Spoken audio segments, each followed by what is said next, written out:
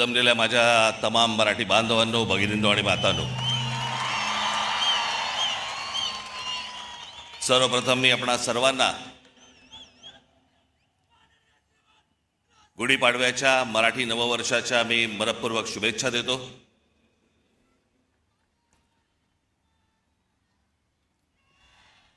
नऊ मार्च 2006 पक्ष स्थापन झाला आणि 19 मार्च 2006 आपली पहिली जाहीर सभा याच शिवतीर्थावरती इथे झाली. आज 20 वर्ष झाली पक्षाला आणि आनंदाची आणि भाग्याची गोष्ट अशी की 20 वर्षानंतर 19 मार्चला गुढीपाडवा यावा. मी याला शुभसंकेतच पकडतो. मी हे सगळे ते निवडणुका आल्या गेल्या, झालं, शिमगे झाले, सगळं झालं. आपण जे उभे आहोत हे लक्षात ठेवा, हे महाराष्ट्रासाठी उभे आहोत. आणि मी जे बोलतोय तुम्हाला आत्ता हे तुमच्या टाळ्यांसाठी बोलत नाहीये. मी जो तुम्हाला शब्द दिलाय या महाराष्ट्राचं गतवैभव प्राप्त करण्यासाठी, म्हणून आपल्याला जी सत्ता घ्यायची ती सत्ता भविष्यामध्ये आपण हातामध्ये घेणार म्हणजे घेणार. हे मी फक्त तुमच्या टाळ्यांसाठी सांगत नाही, तो माझा आत्मविश्वास आहे. पण आता काय, पुढचे 3 वर्ष काही निवडणुका नाहीत या महाराष्ट्रामध्ये. त्याच्यामुळे कंत्राटदारांकडनं पैसे खायला सगळेच मोकळे आहेत.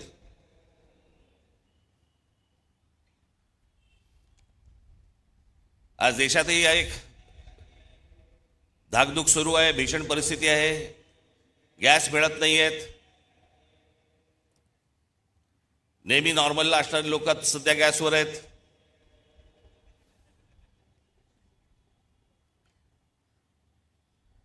खरं तर काही गोष्टी आपल्याकडनं राहून गेल्या, आपल्या पंतप्रधानांकडनं पण राहून गेल्या. जो इराण इतकी वर्ष आपल्याला साथ देत होता, त्या इराणवरती ज्या प्रकारचे हल्ले होत आहेत आज, आपण इराणला साथ द्यायला पाहिजे होती.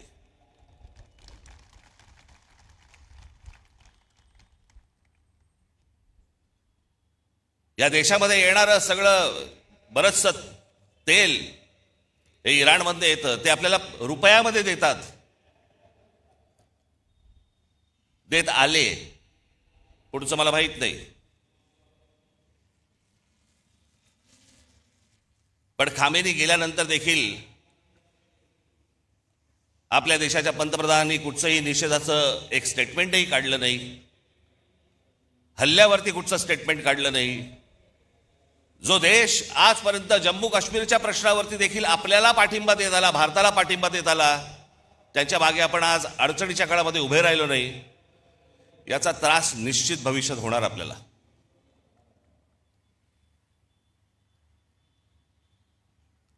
आज सगळ्या बाजूने समजतच नाही की नेमके आपण कुठे चाललो आहोत, काय चाललो आहोत. या देशामधली राज्य कुठे चालली आहेत, या देशामधली लोक कुठे चालली आहेत, प्रगती कुठे होतीये. मी आता गेल्या जानेवारीमध्ये आपली इथे जाहीर सभा झाली, त्यावेळेला मी अनेक लोकांचे वाभाडे काढले इथे. आपण पण किती अडाणी आहोत हे पण सांगितलं.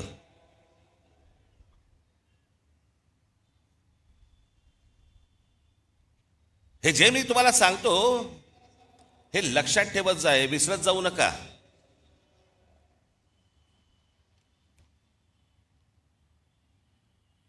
आज फुरसतीत आलायत ना,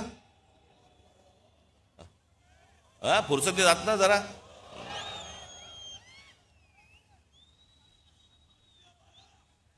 काय उद्या 12 वाजे मी एकट्याने भाषण करत बसायचं. तुला काय बसून ऐकायला.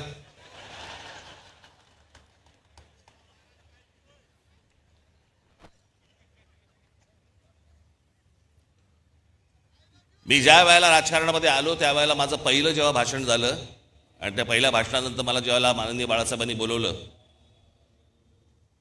एक एक वाक्य सांगितली होती त्यावेळेला, काही काही जसं स्क्रू फिट व्हावा ना तशी आतमध्ये गेली ती वाक्य. त्यावेळेला त्यांनी मला सांगितलं होतं की भाषण जेव्हा करशील तेव्हा एक गोष्ट लक्षात ठेव, काय बोललो याला महत्व नाही, आज तू येऊन त्यांना काय दिलंस याला महत्व आहे. समोरच्यांना विचार करायला काय दिलंस. आणि मी नेहमी एक भाषण करताना माझ्यावरती एक मानसिक दडपण पण असतं की मी आज काय तुम्हाला देऊ, काय सांगू तुम्हाला, नवीन काय देऊ, ज्याच्यातनं तुम्ही विचार करायला लागाल. हे सरकार विचार करायला लागेल.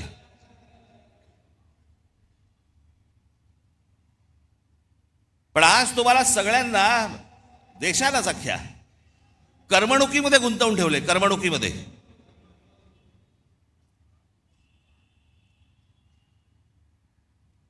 IPL चालू आहे, मग अजून कुठचे पिक्चर येत आहेत, मग ते हाऊसफुल जात आहेत, मग टेलिव्हिजनवरती.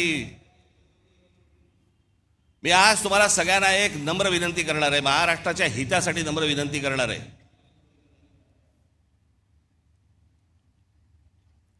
पहिल्यांदा त्या मोबाईल फोनच्या इंस्टाग्राम मधनं बाहेर या.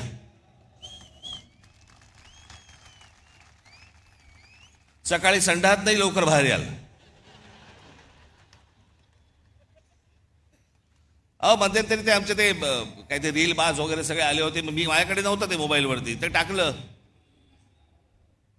ते गुंतायला होतं त्याच्यात. मी मागे म्हटलं होतं ना, ते डान्स बार बंद झाले ना त्याची लक्षणं आहेत ती. तिकडे ते बंद झालं, इथे मोबाईलवर सुरू झालं.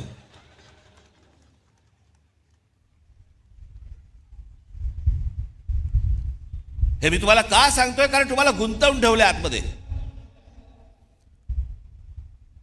तुम्हाला ह्या सगळ्या करमणुकी आणि या सगळ्या गोष्टींमध्ये गुंतवून ठेवायचं आणि सरकारला तुम्ही प्रश्न नाही विचारायचे. सरकारला तुम्ही प्रश्नच विचारता कामा नयेत.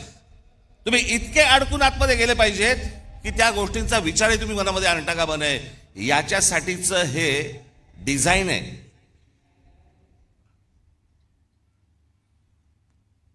हे फक्त भारतात सुरू नाही आहे, जगभर सुरू आहे की सरकारांना प्रश्नच विचारू नयेत आणि तुम्ही अडकून राहावं. IPL मध्ये अडकावं, चित्रपटामध्ये अडकावं, टेलिव्हिजनमध्ये अडकावं, मोबाईलमध्ये अडकून राहावं. मोबाईल तर आपला एक अवयवच झालाय.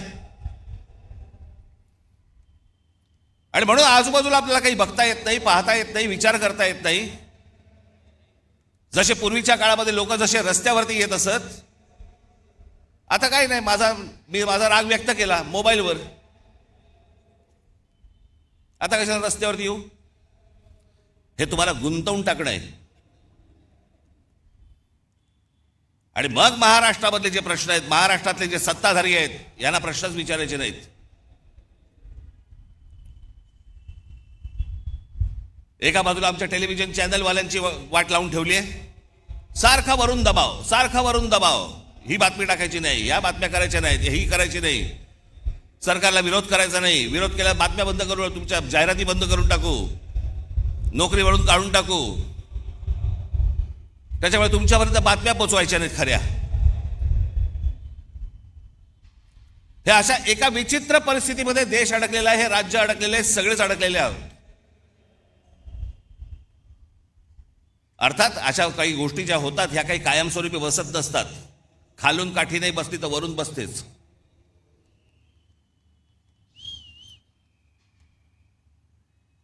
पण ह्या सतत गोष्टी मी तुम्हाला सतत का सांगतोय, ह्या डोक्यात ठेवल्या पाहिजेत तुम्ही. या करमणुकीच्या या गटारगंगा ज्या आहेत ना, या तुम्ही नका वाहत जाऊ.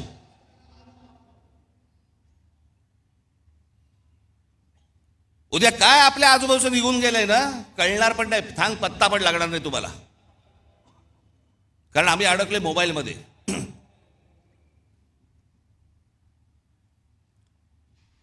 आज काय महाराष्ट्राची परिस्थिती होऊन बसली आहे. आमचे मुख्यमंत्री सांगतायत विकास करतोय, विकास करतोय. $3 ट्रिलियन इकॉनॉमी करायची महाराष्ट्राची. 11 लाख कोटीचं कर्ज आहे महाराष्ट्रावरती. 11 लाख कोटी. पृथ्वीराज चव्हाण ज्यावेळेला मुख्यमंत्री होते त्यावेळेला 2 लाख कोटीचं कर्ज होतं. त्याच्यानंतर हे 2014 ते 2026 मध्ये हे सगळं कर्ज 11 लाख कोटीवरती गेलं.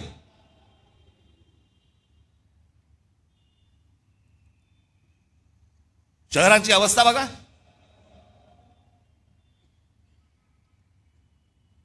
पिझ्झा मागवला तर 10 मिनिटात येतो, पण तुम्हाला 10 मिनिटात कुठे जाता येत नाही. सगळीकडे ट्रॅफिक जॅम, फुटपाथ भरलेले.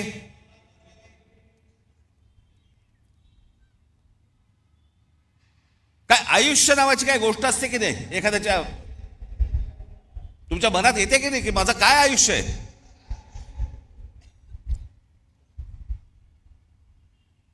आज हे ब्रिटिशांच्या काळामध्ये त्यावेळेला हे मैदान उभं राहिलं म्हणून आज हे मैदान आहे.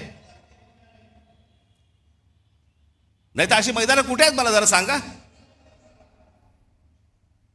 जी मैदानं उभी राहिली आहेत ते त्या त्या काळात उभी राहिलेली आहेत.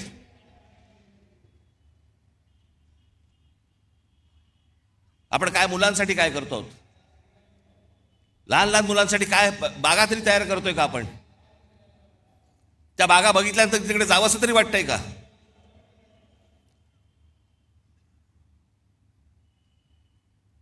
आज शहराची आज संपूर्णपणे शहर अख्खी कोलमडून पडलेली आहेत.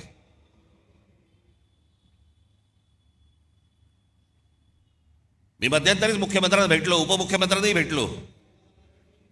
या शहरांचा ट्रॅफिकचा प्रश्न, गाड्या, उद्या मी तुम्हाला सांगतो अशी जर परिस्थिती जर अजून 5-10 वर्ष राहिली ना, घरातनं निघाल आणि तिकडेच असाल, हलता येणार नाही तुम्हाला. सगळंच गमावून बसतोय आपण, सगळं आपल्या हातातनं गमावून बसतोय.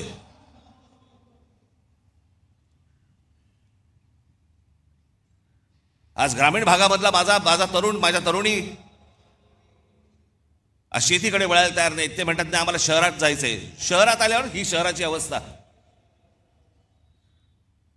या देशातलं, महाराष्ट्रातलं प्रत्येक शहर बघा ना, त्याला काही आकार ना उकार ना काही नाही त्याला. कोणी येतंय, कुठेही इमारती बांधतंय, कोणी काहीही करतंय, कोणालाही कसल्याही परवानगी दिली जात आहेत.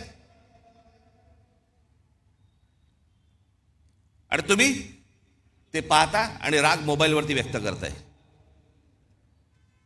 हेच त्यांना हवंय की तुम्ही रस्त्यावरती येताच कामा नयेत,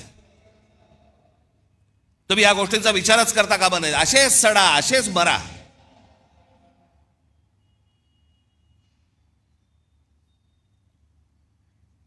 तीन वेळा आजपर्यंत कर्जमाफी झाली शेतकऱ्यांची, 3 वेळा. पण या देशामध्ये सर्वाधिक शेतकरी आत्महत्येचा आकडा महाराष्ट्रात आहे. दररोज आत्महत्या होत आहेत, रोज शेतकरी आत्महत्या करतायत. कोणाला काही पडलेलं नाहीये.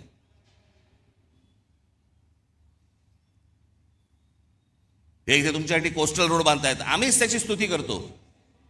आमचा मराठी माणूसच स्तुती करतो, छान झालाय ना रस्ता. अरे तो तुझी वाट लावायला झालाय. तुला कल्पना नाही तो रस्ता कशासाठी झालाय. तो तुमच्यासाठी झालेला रस्ता नाहीये. तो बाकीच्यांना आत येण्यासाठी आणि तुम्हाला बाहेर जाण्यासाठीचा रस्ता आहे तो. आम्हाला जो अंदाज येत नाही, आमच्या दरवाज्यावरती जोपर्यंत टकटक होत नाही तोपर्यंत आम्हाला समजतच नाही. आज सगळ्या शहरांमधल्या सगळ्या जमिनी चालल्या आहेत. हे अडाणी सारखे उद्योगपती सगळे घेत बसले आहेत. सरकार न बघता सह्या करतंय.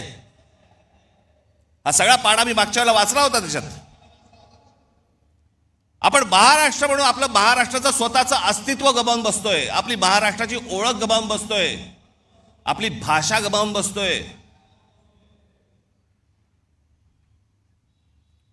मी मागे पण सांगितलं होतं ना, एकदा ती गोष्ट हातातनं गेली की परत येणार नाही. भाषा संपली म्हणून अनेक देश संपलेले आहेत या जगामध्ये.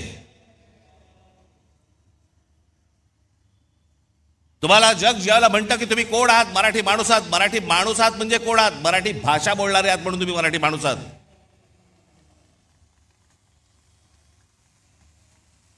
मी काय व्हिडिओज बघतो, अनेक लोक काही भांडण चालू असतात, मारामारी चालू असतात आणि आपलेच मराठी हिंदीमध्ये बोलत असतात. हिंदी मत बोलना, हिंदी मत. अरे मग तू काय करतोय? जा दक्षिणेकडे बघा, तामिळनाडू बघा, आंध्र प्रदेश बघा, केरला बघा, लांब कशाला गुजरात बघा. प्रत्येक राज्य आपलं अस्तित्व टिकवून आहे, प्रत्येक राज्य आपली भाषा टिकवून आहे. आमच्याकडचे आमदार खासदार काही नाही, दुसरं काही नाही, कंत्राटदार, पैसे, रोज एवढंच सुरू आहे फक्त.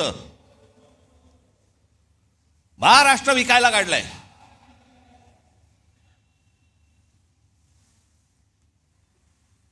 आज मुख्यमंत्र्यांकडे गृह खातं आहे. संपूर्ण महाराष्ट्रभर सगळ्या ठिकाणी ड्रग्ज विकले जात आहेत. शाळांमध्ये ड्रग्ज जात आहेत, कॉलेजमध्ये ड्रग्ज जात आहेत. तरुण तरुणी सगळे व्यसनाधीन होत आहेत ड्रग्सच्या आहारी लागून. काय करणार आहोत काय महाराष्ट्राचा? पण ग्रामीण भागामध्ये प्रगती होत नाही. ग्रामीण भागातली माझी मुलं मुली आज इथे शहरामध्ये येतात, शहरात बकाला पडलेली आहेत, शहरामध्ये ड्रग्ज मिळत आहेत, लहान लहान मुली आणि लहान लहान मुलं पळवली जात आहेत. माझ्याकडे तर एक आकडा आहे,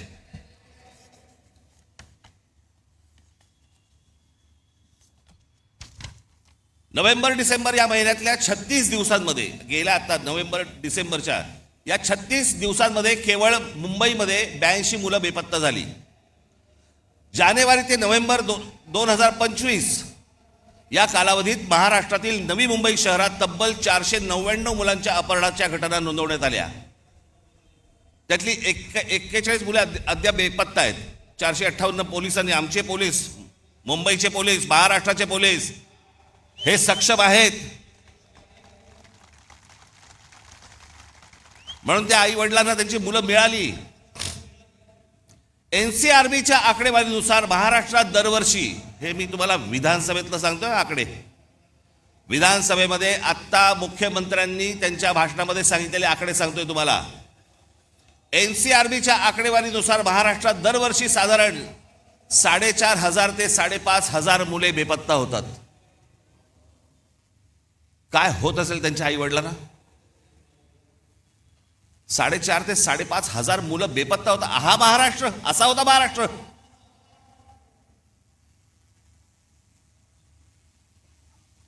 ...2022 मध्ये 5,398 आणि 2023 मध्ये 4,619 प्रकरणे नोंदवली गेली. या प्रकरणांमध्ये मुलींचे प्रमाण अधिक दिसते. मुंबई हे सर्वाधिक प्रभावित शहर असून येथे दरवर्षी सुमारे 2,000 पेक्षा जास्त मुले बेपत्ता होतात. मुख्यमंत्री देवेंद्र फडणवीस यांनी फेब्रुवारी महिन्यात विधानसभेत दिलेल्या आकडेवारीनुसार. हे कोणती शहर म्हणायची हो, कोणतं राज्य म्हणायचं?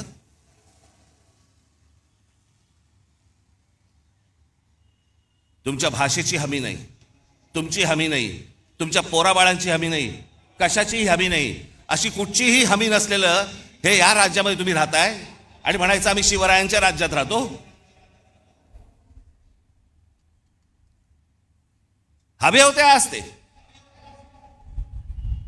विधानसभेत जाऊन कापून काढले असते.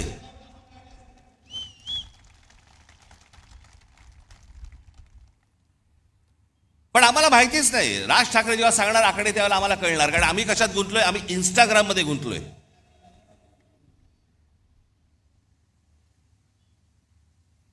आम्हाला कशाची पडलीच नाही. आम्ही आमची संपूर्णपणे ओळख विसरून गेलेलो आहोत.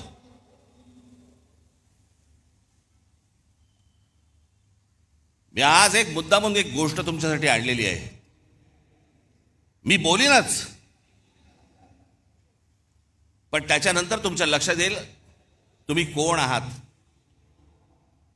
तुम्ही कोणत्या भूमीत जन्माला आलात, तुम्ही कोणाचे वारस आहात. मी नेहमी सांगतो ना, हा महाराष्ट्र दरवेळेला देशाला दिशा दाखवत आला, या हिंद प्रांताला दिशा दाखवत आला. त्या महाराष्ट्राकडे कधीतरी तुम्ही नीट जवळून पाहिलेत का, की या महाराष्ट्राची नेमकी क्षमता तरी काय आहे?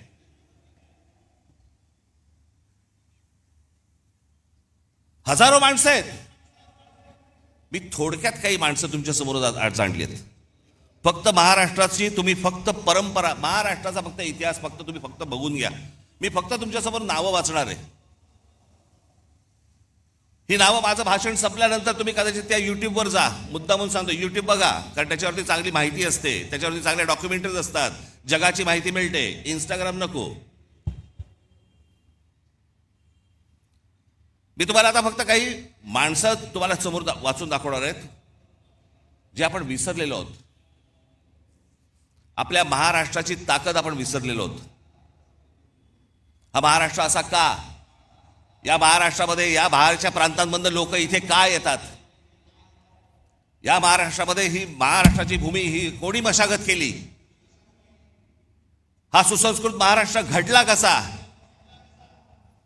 मला असं वाटतं ही फक्त नावं तुमच्यासमोर मी पटापटा पटापटा वाचतो, तुमच्या अंदाज लक्षात येईल की आपण कोण आहोत ते. पहिली संत परंपरा दिसतंय का तुम्हाला? संत ज्ञानेश्वर, संत तुकाराम, समर्थ रामदास, संत जनाबाई, संत नामदेव, संत एकनाथ. इतिहास आमच्या जिजाऊसाहेब, या देशामधली पहिली बंडखोर स्त्री, पहिली बंडखोर स्त्री, ज्या स्त्रीने, ज्या आईने स्वतःच्या वडिलांना विचारलं होतं की दुसऱ्यांकडे कशाला चाकरी करता. स्वतःच्या नवऱ्याला विचारलं, स्वतःचं राज्य निर्माण करा, दुसऱ्याकडे कशाला जाता. आणि मग एक सूर्य जन्माला दिला. आणि स्वराज्य काय असतं हे त्या मातेने त्या पुत्राकडनं घडवून घेतलं. ती बंडखोर स्त्री या महाराष्ट्रात जन्माला आली. छत्रपती शिवाजी महाराज. दुसऱ्यांचं नाही, माझं स्वतःचं राज्य पाहिजे, तो स्वराज्य हा शब्द त्यांनी दिला.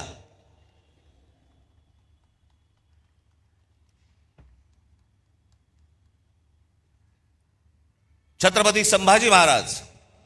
छत्रपती शिवरायांच्या मृत्यूनंतर स्वराज्य टिकवण्यासाठी आणि वाढवण्यासाठी अंतर्गत कलहाशी आणि शत्रूशी समर्थपणे आणि प्राणपणाने लढणारे धर्मवीर. महाराष्ट्र. बाळाजी विश्वनाथ पेशवे योद्धा व मराठा साम्राज्याचे पंतप्रधान होते. मी एक तुम्हाला सर्वांना आज हात जोडून विनंती करणार आहे, ज्यांनी महाराष्ट्र घडवला ना, ज्यांनी महाराष्ट्र मोठा केला ना, आणि महाराष्ट्रात आज देखील, कृपया आपल्या महापुरुषांकडे आणि कोणाहीकडे जातीने पाहू नका. त्यांनी या महाराष्ट्रासाठी काय योगदान दिलं ना, ते सर्वात महत्वाचं आहे. हे तुम्हाला त्यांच्या मतांसाठी म्हणून तुम्हाला जातीमध्ये भिडवतायत आणि महाराष्ट्रामधून प्रत्येकाला वेगळं करतायत. हे कृपा करून करू नका.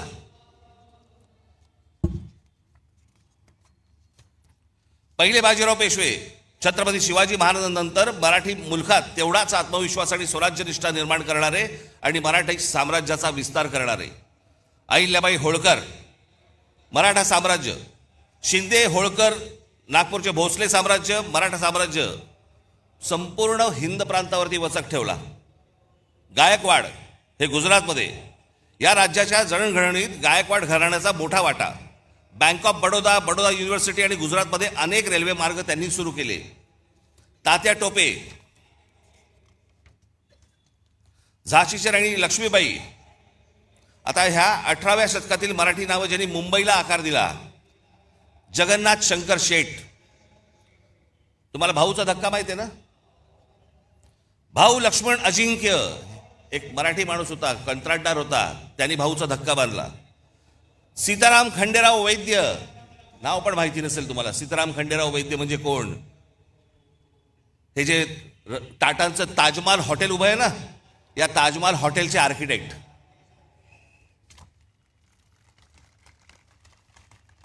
समाज सुधारणा महात्मा ज्योतिबा फुले, सावित्रीदेवी फुले, महादेव गोविंद रानडे, गोपाळ हरी देशमुख उर्फ लोकहितवादी, लोकमान्य टिळक, गोपाळ गणेश आगरकर, गोपाळ कृष्ण गोखले. माझ्याकडे या सगळ्यांचा इतिहास आहे, परंतु मी प्रत्येकाचा इतिहास सांगत बसलो 12 वाजतील.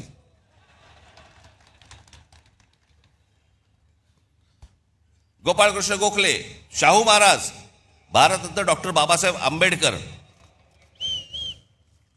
क्रांतिसिंह नाना पाटील, स्वातंत्र्यवीर विनायक दामोदर सावरकर, महर्षी विठ्ठल रामजी शिंदे, संत गाडगेबाबा, भारतरत्न महर्षी धोंडो केशव म्हणजे ज्यांनी महिलांचं शिक्षण, त्यांचे हक्क, विधवांना परत पुनर्विवाह करण्यासाठी म्हणून ज्यांनी काम केलं ते हे महर्षी धोंडो केशव कर्वे.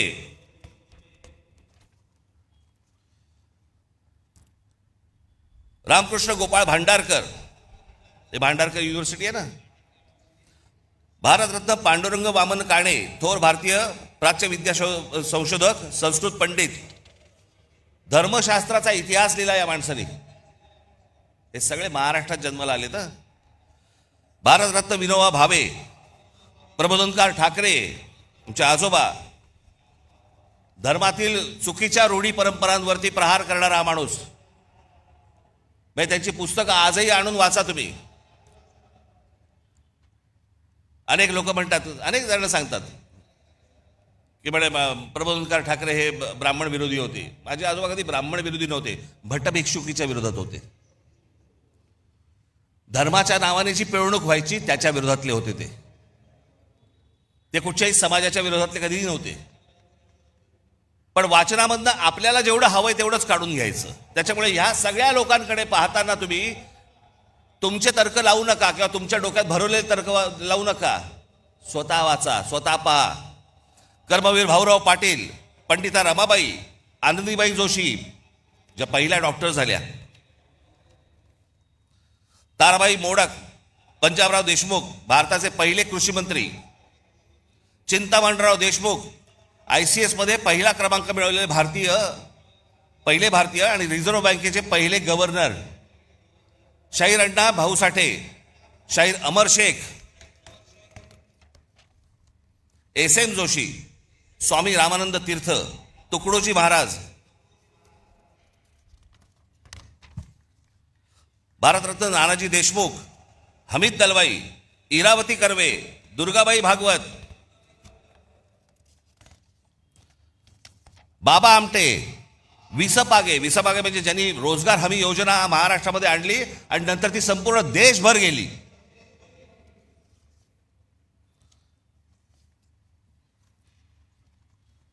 अनेक नेते होऊन गेले महाराष्ट्रामध्ये,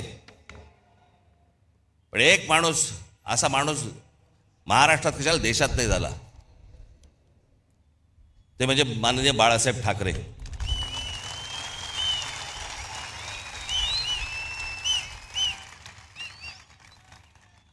मराठी माणसाच्या मनात जी मराठी अस्मितेचा जो अंगार फुलवला हा पहिला या माणसाने.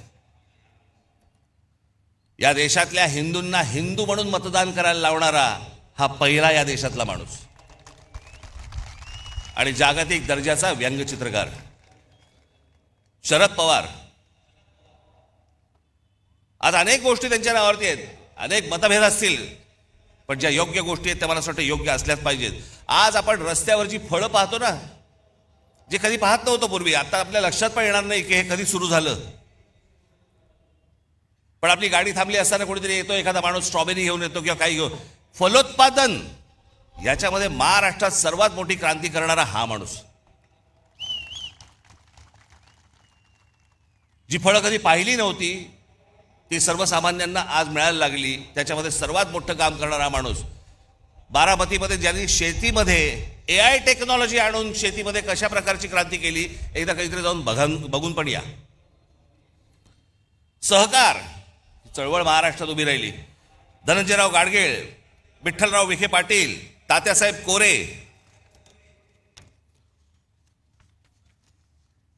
आता महाराष्ट्राच्या देशाला राजकारणातला आकार देणारे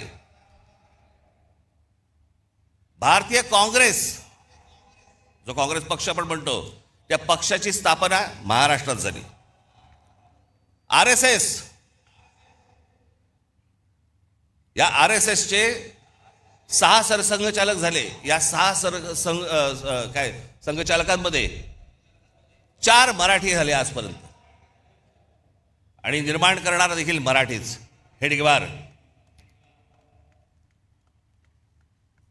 श्रीपाद अमृत डांगे ज्यांनी कम्युनिस्ट चळवळ मोठी केली महाराष्ट्र, शेतकरी कामगार पक्षाची स्थापना झाली 1946 साली, स्वातंत्र्याच्या 1 वर्ष अगोदर. कळलं का? ती केली शंकरराव मोरेने आणि केशवराव झेडे आणि नाना पाटील यांनी. तुम्हाला आश्चर्य वाटेल, कांशीराम यांचे आज तुमचा तो कुठचा पक्ष, बहुजन समाज पार्टी. पण ही बहुजन समाज पार्टी नंतर झाली. पहिली जी संघटना स्थापन केली बामसेफ, ती या महाराष्ट्रातल्या पुण्यामध्ये खडकीमध्ये त्यांनी स्थापन केलेली आहे बामसेफ. या सगळ्या गोष्टींची मुळं जर तुम्ही बघितली तर ही सगळी महाराष्ट्र आहेत. इतिहासकार, ज्या इतिहासकारांकडे या देशातले सगळे लोक किंवा बाहेरच्या देशांमधले लोक ज्यांच्याकडे टवकारून बघतात, असे काही इतिहासकार म्हणजे विका राजवाडे, गोविंद सखाराम सरदेसाई, त्र्यंबक शेजवलकर, वासुदेव सीताराम बेंद्रे, बाबासाहेब पुरंदरे, रणजित देसाई, गजाननराव मेहेंदळे. आमचे गजाननराव आत्ताच गेले.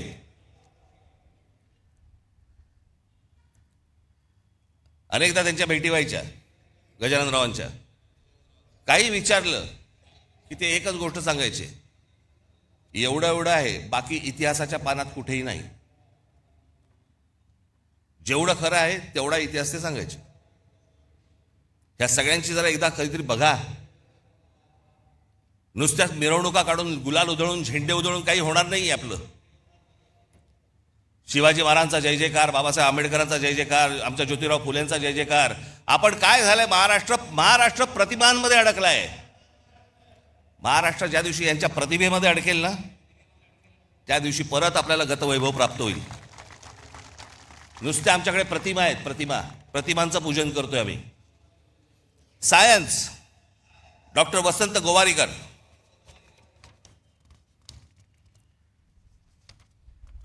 बाकीची पानं कुठे गेली रे?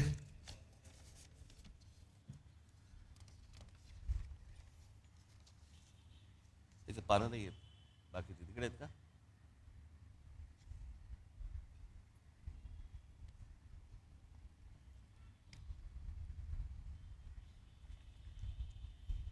इधर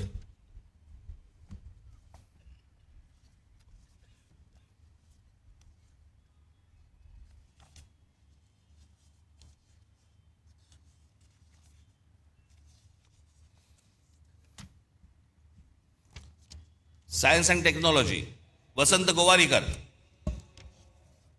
जयंत नारळीकर, रघुनाथ माशेलकर, विजय भटकर.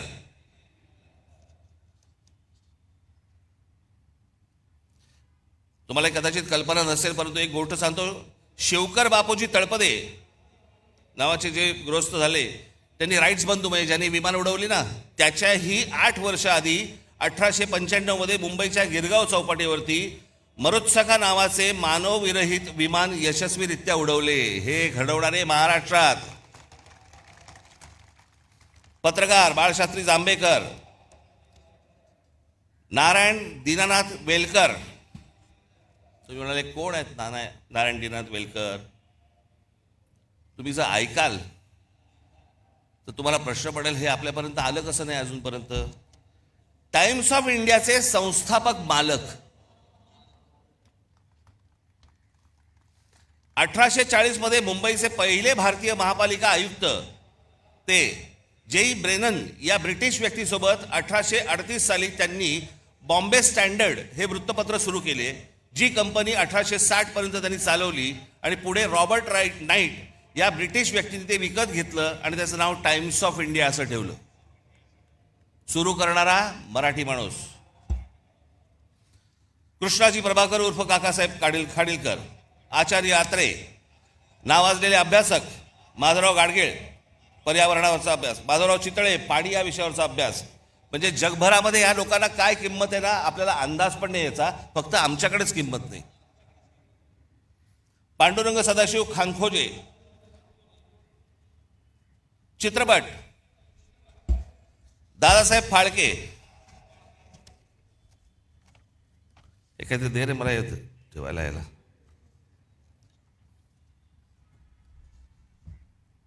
Dadasaheb Phalke, Baburao painter, V Shantaram. त्याच्यानंतर आपल्याकडच्या चित्रपट क्षेत्रातील काही मीनाक्षी शिरोडकर, शोभना समर्थ, माधुरी दीक्षित, सुलोचना.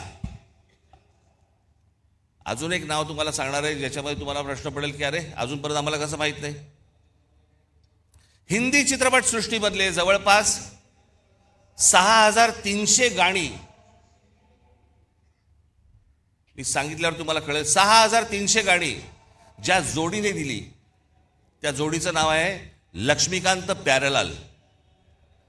त्या लक्ष्मीकांत प्यारेलाल मधले लक्ष्मीकांत हे कुडाळकर होते आणि आपल्या कुडाळमधले होते राहणारे. हे आजपर्यंत आम्हाला कोणालाही कोणी सांगितलं नव्हतं. मला माहिती होतं अर्थात, पण आमच्या महाराष्ट्रामधला एवढा मोठा संगीतकार होऊन गेला याचं आम्हाला काही कौतुक काही नाही. आमच्या लोकांबद्दल आम्हाला कौतुकच नाही. अहो, आत्तापर्यंत आपल्याला 8 साधारणपणे भारतरत्न मिळाली. या 8 भारतरत्नांमध्ये 4 भारतरत्न ही एकट्या दापोलीमधली आहेत, पण आम्हाला काही देणं घेणंच नाही त्याच्याशी. बावा काणे, धोंडो केशव कर्वे, विनोबा भावे, आमच्या बाबासाहेबांचा जन्म इंदोरचा, पण संपूर्ण बालपण मोठेपण सगळं त्यांचं तिकडे दापोलीत गेलं. आम्हाला काही देणं घेणंच नाही या गोष्टींशी. आम्हाला आजूबाजूला पाहायचंच नाहीये. आमचा महाराष्ट्र मेला तरी चालेल.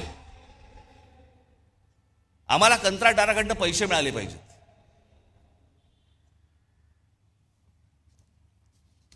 सी रामचंद्र, या महाराष्ट्राचा सगळ्यात मोठा सुपरस्टार दादा कोंडके, ज्यांनी छाप पाडली, या देशावरती छाप पाडली. निळू फुले, नाना पाटेकर, अमोल पालेकर, अशोक सराफ, आशुतोष गोवारीकर, गायक भारतरत्न पंडित भीमसेन जोशी, लता मंगेशकर, आशा भोसले, कुमार गंधर्व, किशोरी आमोणकर, जितेंद्र अभिषेक, चित्रकार दीनानाथ दलाल, वासुदेव गायतोंडे, माधव सातवळेकर.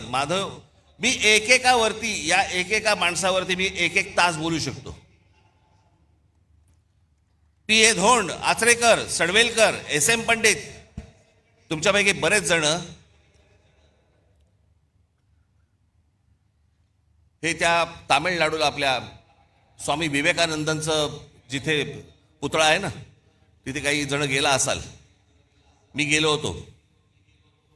पुतळा पाहिल्यानंतर मी असा उलटा मागे फिरलो. मागे वळलो तर तिथे 2 पेंटिंग्स होती. एक परमहंसांचं होतं आणि एक त्यांच्या पत्नीचं होतं. पण मी जवळ जाऊन पाहिलं तर ते S.M. पंडितांचं पेंटिंग होतं. दोन्ही पेंटिंग S.M. पंडितांची होती. या इथे बाजूच्या गल्लीत राहायची. इथे आम्हाला काही देणं घेणं नाही. आम्हाला कलेशी देणं घेणं नाही, संगीताशी नाही, साहित्याशी नाही, कशाशी नाही. फक्त आमच्याकडे झालंय जयंत्या आल्या, पुण्यतिथ्या आल्या की आम्ही फक्त मिरवणुका काढून ढोल वाढवायला सुरुवात आमच्याकडे. पण आमच्याकडे काय पेरून ठेवलंय, काय होऊन गेलंय याचा आम्हाला अंदाजच नाही. शिल्पकार सदाशिव साठे म्हणजे गेटवे ऑफ इंडियाचा जो पुतळा आहे तो शिल्पकार साठेंनी उभा केला आहे.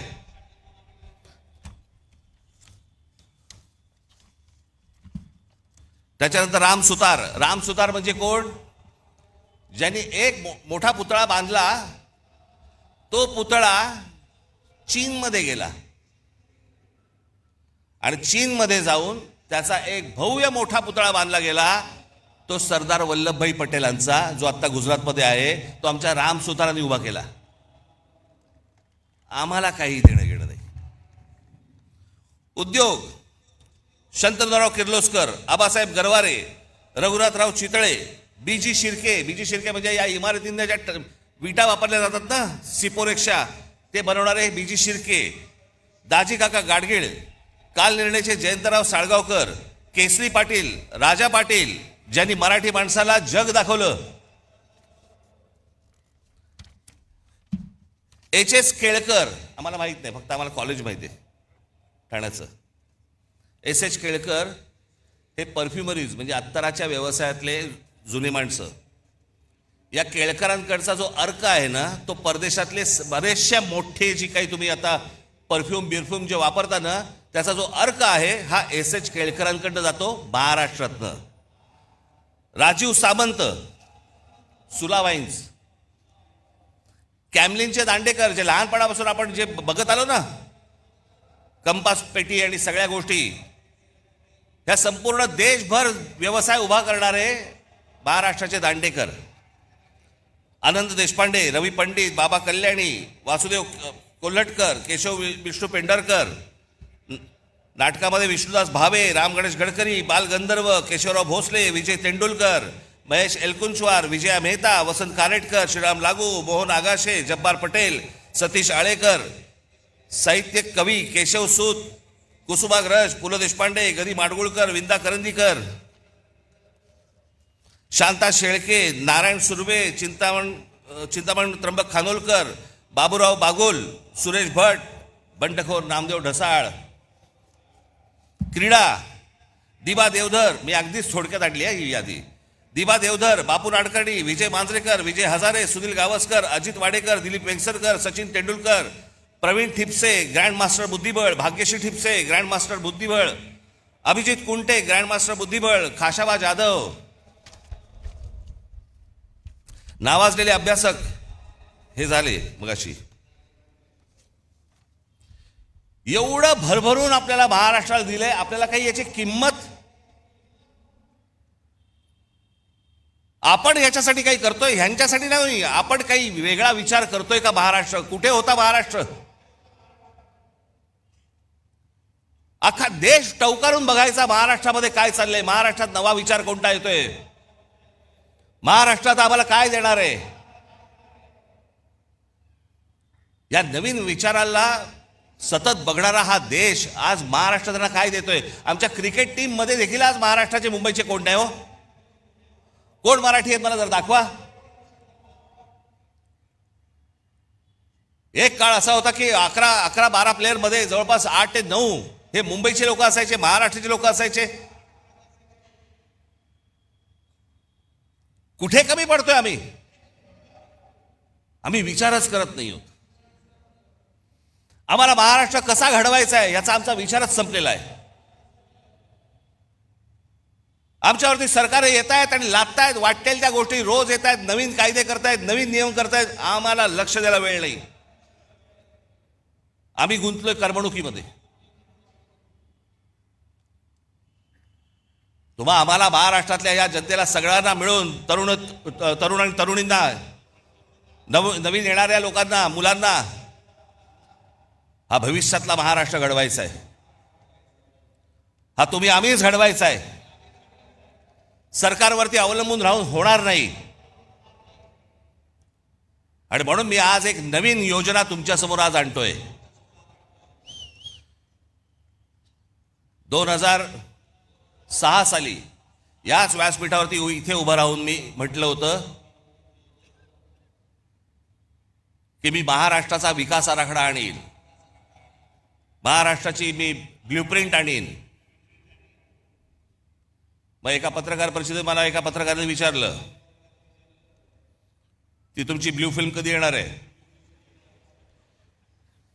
तर मी म्हटलं की मी ती आणली असतं बरं झालं असतं, त्यांनी किमान पाहिली तरी असती. पण त्या 2006 साली मी जेव्हा म्हटलं होतं मी महाराष्ट्राची ब्ल्यूप्रिंट आणीन, महाराष्ट्राचा विकास आराखडा आणीन, 2014ला आणला. 2006 ते 2014 महाराष्ट्रात जिथे जिथे मी गेलो, जिथे जिथे पत्रकार परिषदा झाल्या, सर्वजण कुत्सितपणे मला विचारायचे काय ते ब्ल्यूप्रिंटचं काय झालं, कुठपर्यंत आलं, ते विकास आराखड्याचं काय झालं, कुठपर्यंत आलं. प्रत्येक पत्रकार परिषदेमध्ये असताना, चालू असताना किंवा नंतर हे प्रश्न असायचेच. जेव्हा आणली 2014, आज 2026, या क्षणापर्यंत मला कुठच्या पत्रकारांनी प्रश्न विचारलेला नाही त्या ब्ल्यूप्रिंटमध्ये आहे काय, कारण वाचलीच नाही. त्याला वाचण्यात इंटरेस्ट नव्हता, हिणवण्यात होता. असो, पण तो काळ लोटला गेला. आज जवळपास त्याही गोष्टीला आज 12 वर्ष होऊन गेली.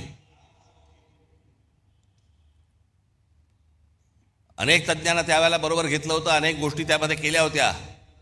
गेल्या 10-12 वर्षामध्ये अनेक, महाराष्ट्रही बदलला, खूप गोष्टी बदलल्या, विचारात महाराष्ट्र बदलला. आणि म्हणून मला असं वाटलं की काय करावं, कारण मी अनेकदा वाचत असतो वर्तमानपत्रांमध्ये, काही लेख येतात वर्तमानपत्रांमध्ये, अनेक चांगल्या सूचना येतात. अनेक काही नवीन गोष्टी निर्माण करण्यासाठी ज्या गोष्टी येतात, आणि मग विचार केला की या सगळ्या गोष्टींसाठी एक कुठेतरी आपल्याला एक प्लॅटफॉर्म उभा करायला लागेल.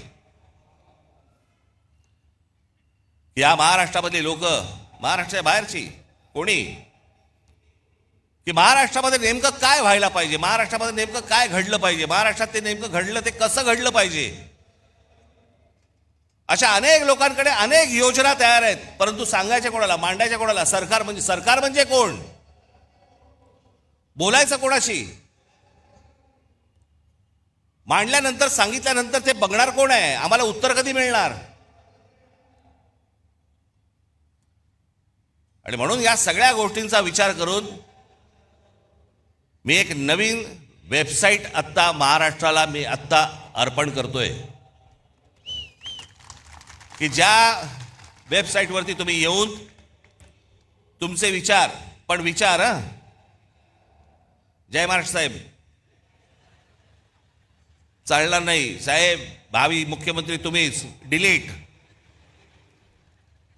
असल्या कुठच्याही गोष्टींना त्या याच्यावरती स्थान नाही. नवा विचार करा, या मोबाईलच्या जोखडातनं बाहेर या, या करमणुकीच्या गटारगंगेतनं बाहेर या. हा तुम्हा आम्हालाच महाराष्ट्र उभा करावा लागेल, हा तुम्हा आम्हालाच महाराष्ट्र वाचवावं लागेल, आणि याच्यासाठीचं म्हणून हे पहिलं पाऊल आहे. म्हणून आज तुमच्या समोर महाराष्ट्र नेक्स्ट, महाराष्ट्र पुढचा मी तुमच्या समोर उभा करतोय. आता दाखवा रे,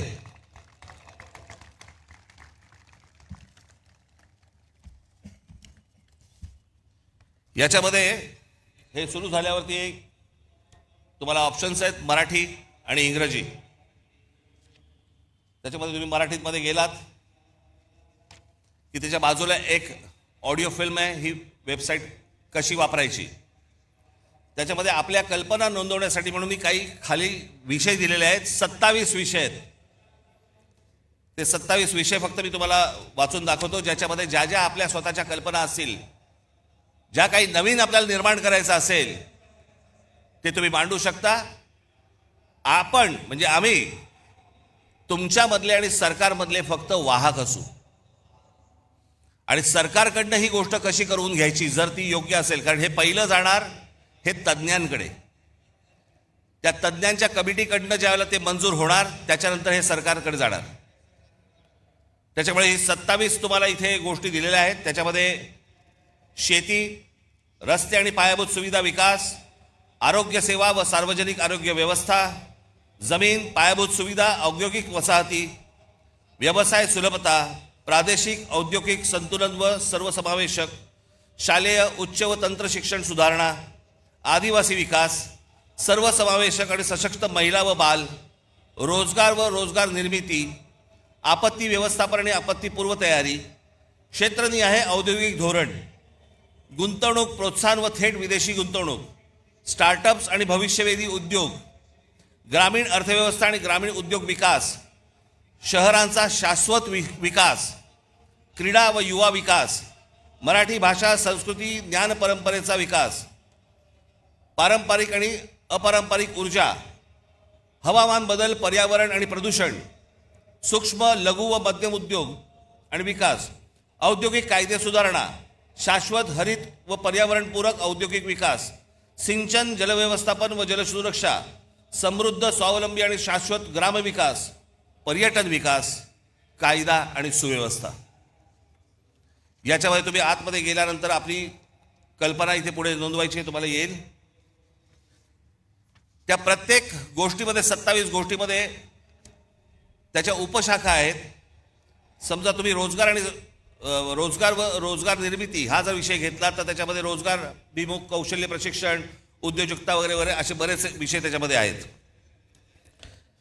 ते झाल्यानंतर पुढे जेव्हा तुम्ही जाल त्याच्यानंतर तुम्ही तुमची कल्पना त्याच्यावरती नोंदवायची, आणि त्याच्या खाली गरज असल्यास तुम्हाला काही फाईल अपडेट करायची असेल, फोटो टाकायचा असेल त्याच्याबरोबर तुमच्या म्हणण्याला, तोही तुम्ही टाकू शकता. त्याच्यानंतर तुम्ही पुढे गेलात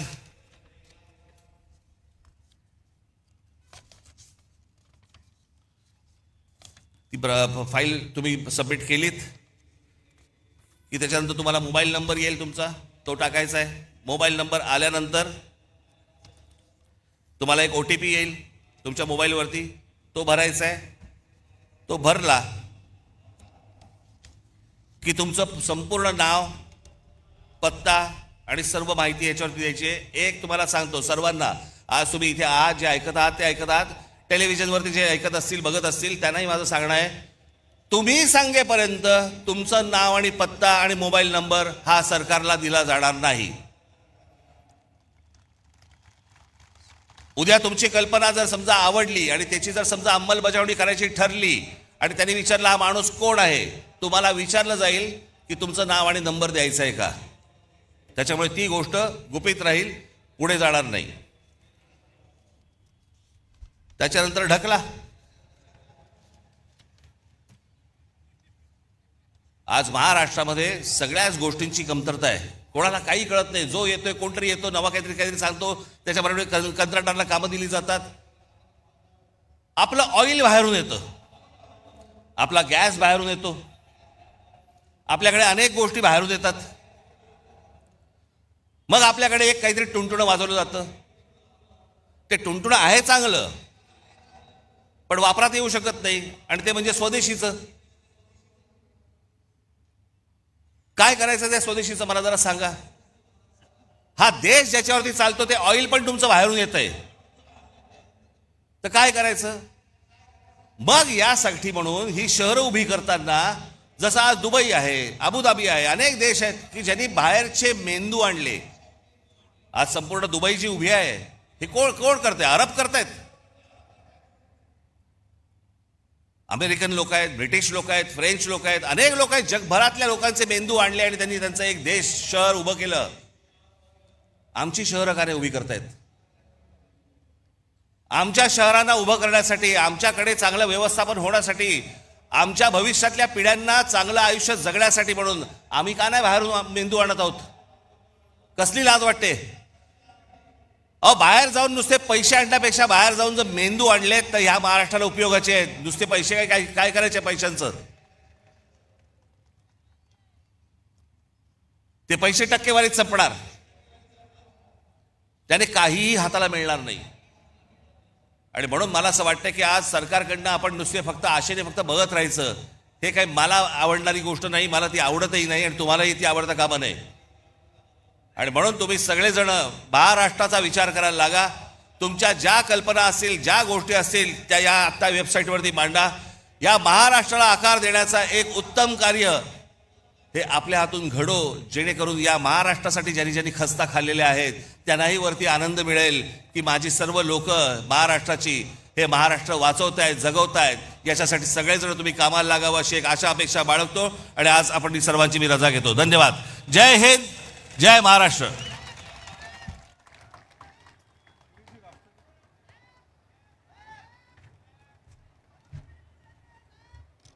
हॅलो,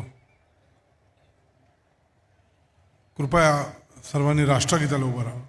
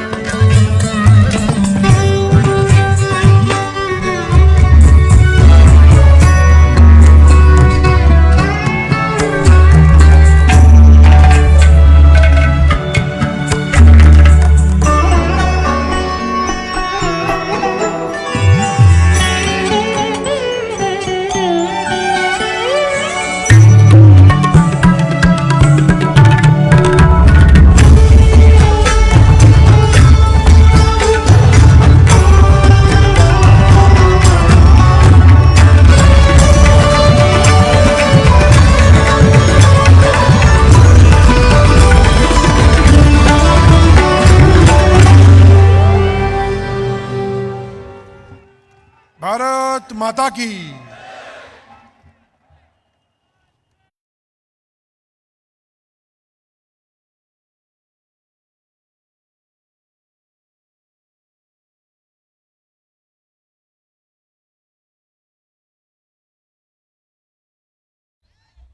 वाचता येत नाही रे. माझी सर्वांना नम्र विनंती आहे की जाताना सर्व ज्या महिला इथे आलेल्या आहेत त्या महिलांना जाण्यासाठी पहिल्यांदा आपण वाट करून द्यावी. धन्यवाद.